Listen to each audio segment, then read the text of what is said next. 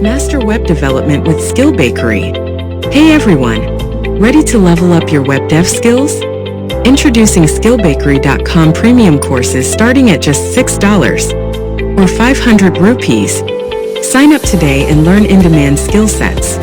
Unlock your potential today at SkillBakery.com. Everyone, welcome to another exciting video. In this one, we'll be learning how we can refactor ES5 functions to ES6 arrow function. So in ES5, we can create a function like this. So we have the function keyword in the function declaration, and then we have the return statement, the parameters that we are passing to the function, and the return value will be assigned to this variable.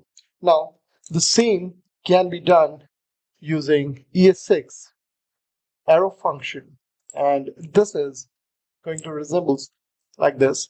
Now, here the arrow symbol identifies the function keyword, and the parameters that we are passing in the function is preceded over here. Then if you just have a single value which is being returned by the function, then you do not need the curly brackets and return keyword. So here you can see we're just saying a plus b. Similarly, let's say if you have a function which does not take any parameters at all. So in ES5 it looks like this. So we have the function keyword, then we don't have any parameters, so we leave the brackets blank, and then we have the curly brackets, and within that we have the return statement. Now with ES6 it becomes pretty easy. So here you can see we can write the same function in ES6 like this. So here again the arrow denotes the function, and then the parameter, as you can see, is empty. So here we are keeping the empty brackets, and as it's returning, so we don't need to write a return explicitly in this case, and in one line we have the ES6 version of the same function. Now let's say we have a single parameter. So for that, in ES5 we will write the function like this. So we have the function keyword, the single parameter, and then the return statement along with the curly brackets. The same can be written in ES6 in a very easy way. So here, if you have a single parameter, then you will notice that we do not need to specify it within brackets. You can just omit the brackets altogether. So here we have the arrow function. So this is the representation of the function keyword in ES6, and preceding it is the parameter. So this is taking one parameter, and the name of the parameter is x over here.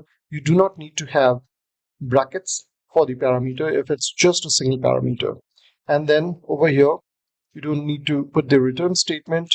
Simply the code that you want to execute is written over here, and it gets returned automatically and assigned to the variable. Now let's say you have a multi-function body. So here we have, let's say, sum and log method over here, or function over here.